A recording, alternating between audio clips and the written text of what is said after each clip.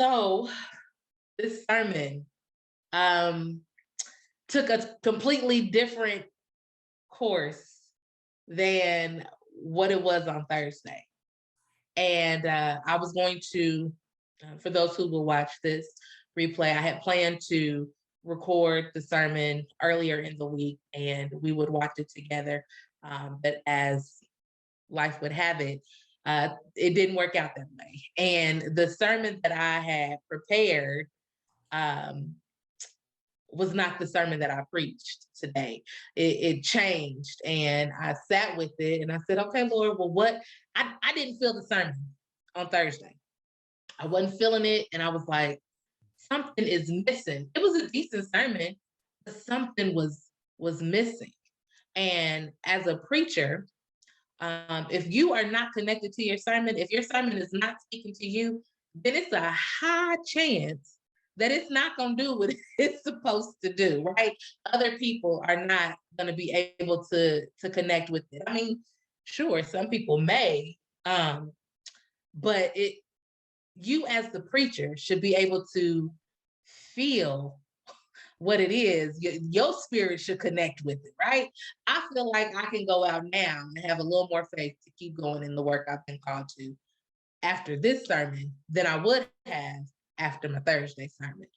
And so I just took a moment to sit and was like, okay, God, what is needed in this moment? Mix it up, Jesus, make it work. Ta-da.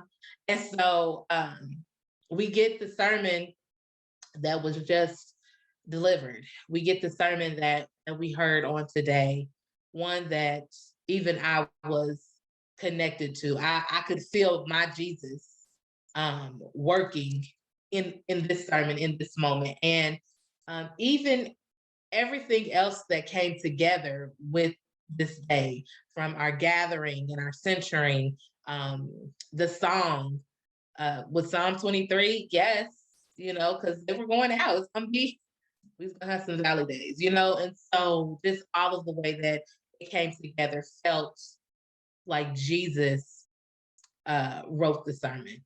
And it wasn't Anita, it wasn't mere human flesh that did that. And so I feel good. I feel like I could preach a little more, but And I'm about to stop because you're about to go and preach a little more. But I do agree I'm not gonna that preach no more. I'm done.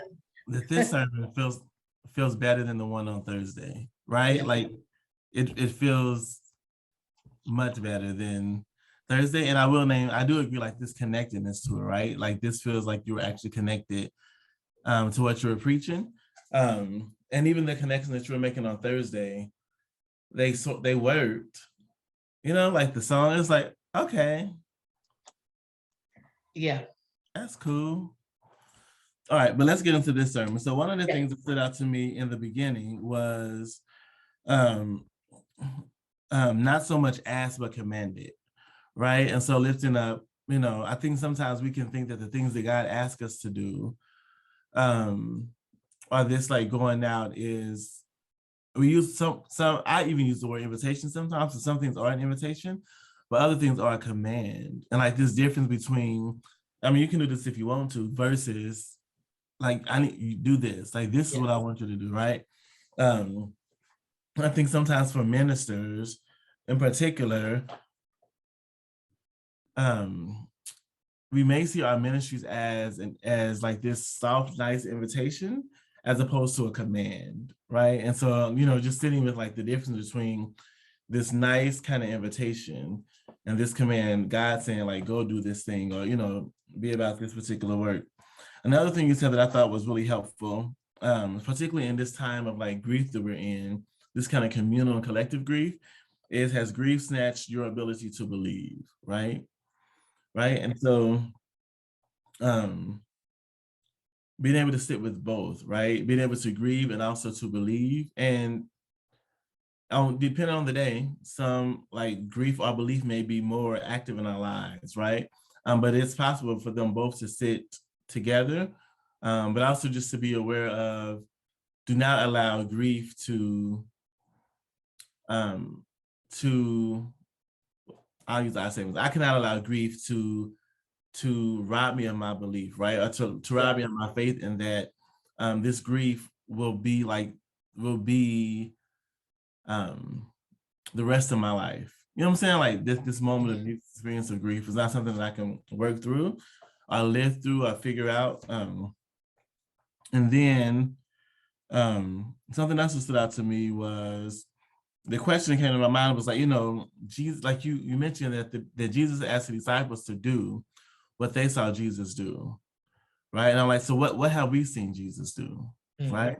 Yeah. And what have we seen our religious leaders do, right? And I'm not talking about like these national leaders. I'm talking about the people that we have, our pastors, our prophets, our evangelists, our preachers, our apostles that we've sat with and under and we walk with. What have we seen them do?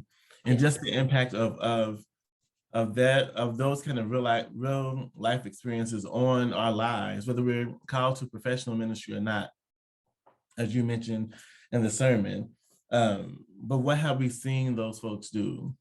And then like how that shapes us, and also like what part of these legacies that we're connected to are we carrying on? Right? What do we take with us? What do we do? What these models? And what other parts for these religious leaders, that we need to not do or not hold on to? But I love like this. I appreciate that you lifting up that connection, like that Jesus did ask them to do what they've seen Jesus do, and in some ways, what they tried to do and may have failed, right? Not being able to cast out a demon, right, and then learning how to do that. And then I'll stop after this. And then the other thing is, as leaders, what are we teaching other people to do, right? And it's not just, and I think this is one of the challenges with our, faith in religious communities today is that there's this performance of Christianity, right? When we're together, when people we could gather in buildings and stuff like that again. Or we at these conferences and things like that. There's this performance of ministry. There's this praying, this moment of faith, this singing, this laying on the hands, and then when we get home, it's something different, right?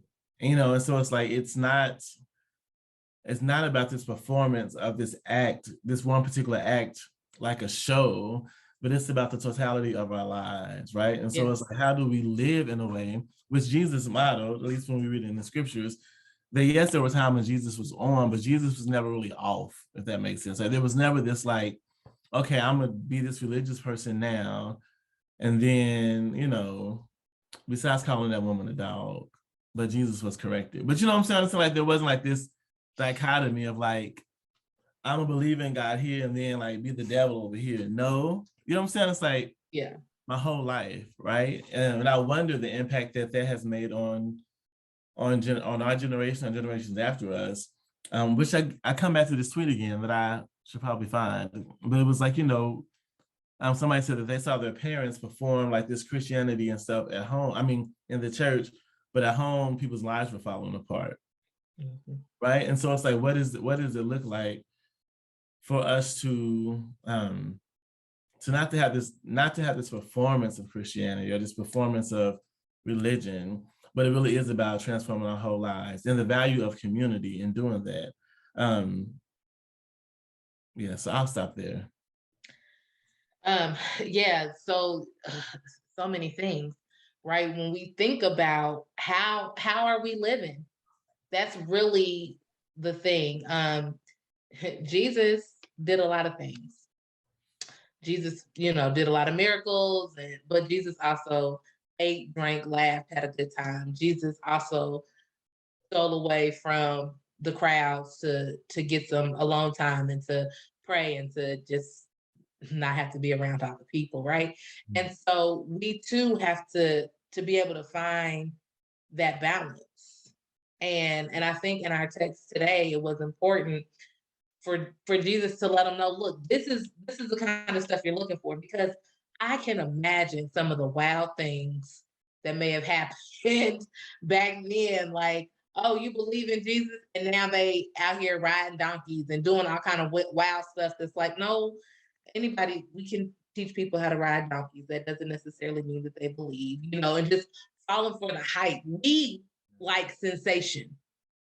humans, and so I think it was helpful to be grounded and to know what kind of stuff to look for. And even those signs then are also things that can happen today, and it's not like they went away. No, we can still cast out demons today. That's a whole nother lesson. It needs its own time. Yeah.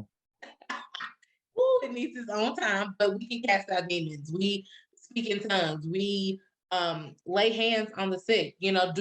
Do we actually believe those things? But that's all real things that are happening still today.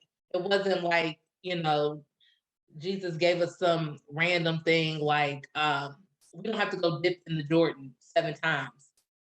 I mean, somebody may have to, but like that's not a thing that we have to tell somebody to do because where's the water? How do we get there? It's not realistic. Jesus gave realistic things to do. And I think that's what's important for us to know.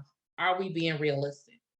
And are we walking with the people afterwards? The Bible doesn't go into all of that after Mark 16, but I just wonder what the next steps are now that we've seen it.